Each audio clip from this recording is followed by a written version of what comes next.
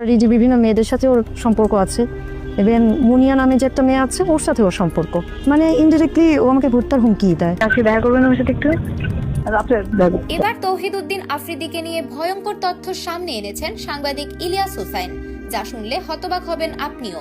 জনপ্রিয় content creator তৌহিদ আফ্রিদি, তাকে দেখতে যেমন আসলে সে তেমন না। তার আড়ালে ছিল অন্ধকার আর ভয়ঙ্কর এক সত্য। জানা যায় বিয়ে করার আগেই একাধিক মেয়ের সাথে উঠা বসা ছিল আফ্রিদির। একজন মেয়ের সাথে শারীরিক সম্পর্ক হয়েছিল, আর যখন মেয়েটি বিয়ের দাবি করে তখন আফ্রিদি তাকে ডিবিতে ডেকে পাঠিয়ে গুম করার হুমকি দেন। ভাবতে পারেন একজন কন্টেন্ট ক্রিয়েটর তার জনপ্রিয়তাকে এভাবে ব্যবহার করবে? জানতে পারি যে বিভিন্ন মেয়েদের সাথে ওর সম্পর্ক আছে, এবং মুনিয়া নামে যে একটা মেয়ে আছে ওর সাথে ওর সম্পর্ক। শুধু তাই নয়, আফ্রিদির সাথে মুনিয়া নামের আরেকটি মেয়ের গভীর সম্পর্কের কথাও উঠে এসেছে। কল রেকর্ডে শোনা যায় রাতে মুনিয়ার বাসায় যেতেন আফ্রিদি। তাদের সম্পর্ক নাকি চলছিল অনেকদিন ধরে।